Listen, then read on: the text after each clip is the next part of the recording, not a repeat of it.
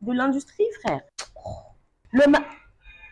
Quel est ce croc, putain? Publico. Ah. Et action.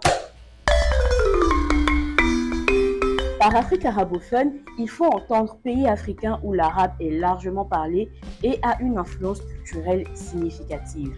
On y trouve des pays tels que l'Égypte, le Soudan, les Comores ou encore Djibouti, mais aussi des pays du Maghreb comme le Maroc, la Tunisie ou l'Algérie. L'histoire du cinéma d'Afrique arabophone est riche et remonte au début du cinéma, au tournant du XXe siècle. Et comme toutes les autres zones d'Afrique, ces pays ont d'abord servi de marché de consommation du cinéma étranger, puis de toile de fond pour des réalisateurs et producteurs d'outre-mer, avant de s'approprier leur propre histoire cinématographique pour en faire un outil de propagande anticoloniale. En Algérie notamment, le cinéma a joué un rôle important dans la lutte pour l'indépendance du pays vis-à-vis de la France. Pareil en Tunisie, où le cinéma a également joué sa partition dans le regain d'une identité nationale après les indépendances en 1956. Le Maroc, quant à lui, a vu émerger des réalisateurs tels que Ahmed El Manouni et Mustapha Derkaoui, qui ont contribué à la reconnaissance internationale du Maroc sur le plan mondial.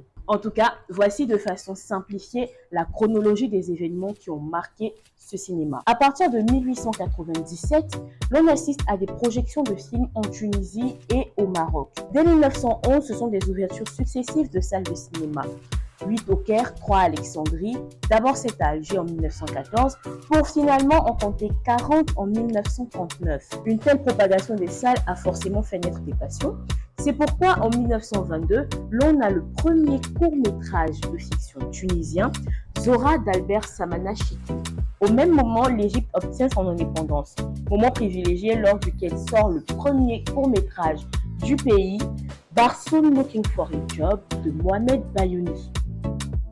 En 1933, c'est toujours la folie des ouvertures de salles avec l'inauguration du Majestic Alger, la plus grande salle d'Afrique avec alors 3500 places.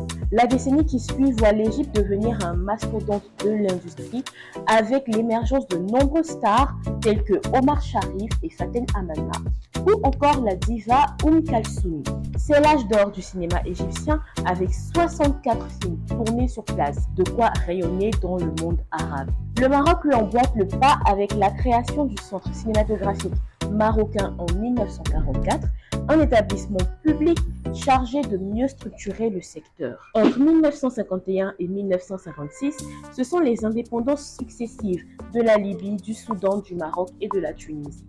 Un jour nouveau se lève alors sur leurs industries cinématographiques, avec notamment la création de la Société anonyme tunisienne de production et d'expansion cinématographique en 1957. L'année suivante marque la publication du premier long métrage marocain, Le Fils maudit de Mohamed Ousfour. Puis, l'on a en Égypte plusieurs changements. D'abord, la création de l'Institut supérieur du cinéma, puis de la première chaîne de télévision nationale, et ensuite la nationalisation d'une partie de l'industrie cinématographique en 1961.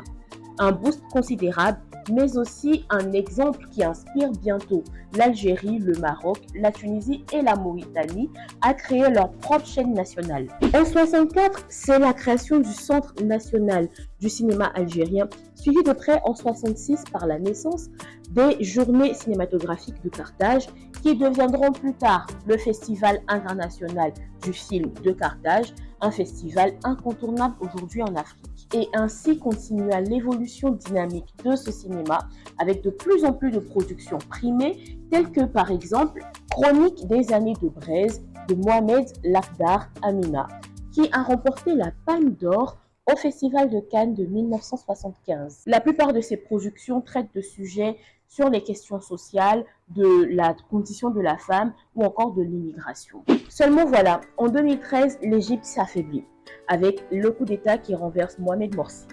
Il y a dès lors un climat d'instabilité, mais aussi l'aggravation de l'autoritarisme et des inégalités sociales qui règnent dans le monde arabe.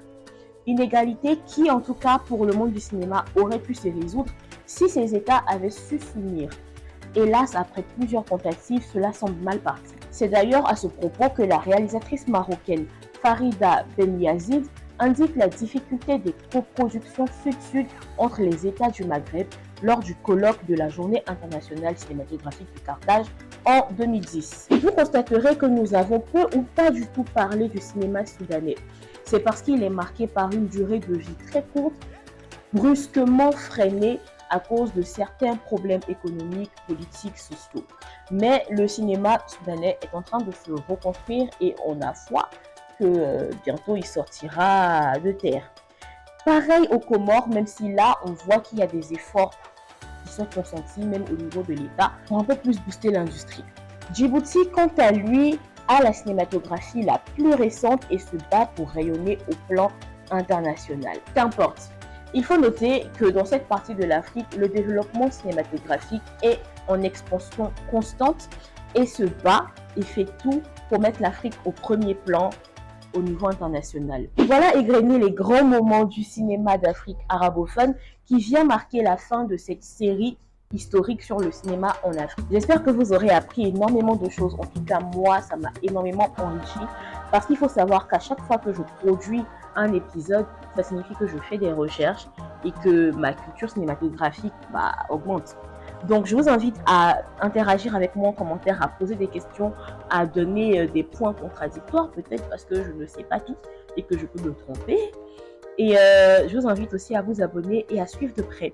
Parce que maintenant que la série historique est finie, on va s'attaquer à la série sectorielle pour comprendre comment le cinéma fonctionne sous nos yeux, quels sont les grands organismes qui nous font avancer, comment on peut gagner de l'argent dans le cinéma, comment on peut entrer dans le cinéma, les sujets qui vous intéressent. Là, on a fini avec l'histoire, d'accord? On s'en va maintenant chercher l'argent. Donc, je vous attends, et puis gros bisous. Mouah.